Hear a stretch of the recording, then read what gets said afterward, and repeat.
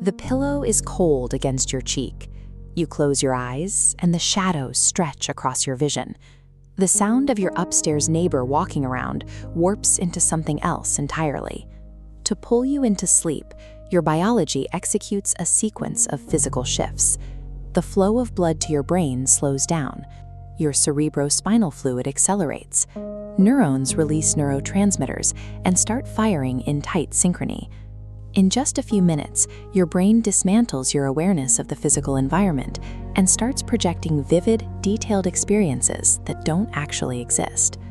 We usually assume we are either fully awake or fully asleep, but these strange in-between moments prove that sleep is not a simple on-off switch. For nearly a century, science treated unconsciousness as an absolute state, with sharp, defined borders.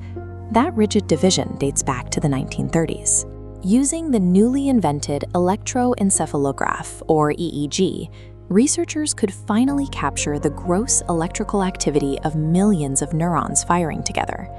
Scientists looked at continuous brainwaves and drew hard lines across them, cutting the night into 5 stages. This schema became the universal standard, forcing every human experience into 3 rigid categories: awake, non-REM, or REM sleep. These early researchers working out of Mansion laboratories built the foundation of modern neuroscience. But by defining the boundaries of sleep so sharply, they inadvertently created a massive blind spot. The scientific community spent decades studying the distinct buckets of sleep, ignoring the fluid, highly variable transitions that happen between them. Falling asleep functions like a rolling blackout. The hypothalamus fires signals to suppress arousal circuits. The thalamus shuts off first. Minutes later, the cortex follows. The shutdown sweeps from the front, where you plan, to the back, where you process vision. Because different regions power down at different speeds, parts of your mind are asleep while others remain awake. You enter hypnagogia, a state where daytime memories project directly against the reality of the waking world. The surrealist artist Salvador Dalí realized he could weaponize this exact moment of fractured awareness to boost his creativity. He would sit in a chair, loosely holding a heavy key over an upside-down plate. The moment he drifted off into that first stage of sleep, his muscles would slacken. The key would drop, hit the plate, and wake him up, allowing him to capture the hypnagogic imagery before it vanished. Modern research shows that the 15 seconds before you fully lose consciousness is a creative sweet spot. Relaxing your executive control allows the brain to connect far-reaching ideas that usually stay separate, tripling the likelihood of solving a complex problem. This drifting off phase functions as a high-utility form of consciousness, freeing the mind from its standard logic. But climb back to reality is just as fragmented. Waking up requires a specific signal from deep inside the brainstem to successfully reboot your system. This chart shows the electrical transition from sleep to waking. Researcher Aurélie Stéphan identified a unique, high-amplitude, slow-wave arousal signal that travels through the brain right before you wake up. It acts as a biological starting gun, clearing out the lingering sleep inertia.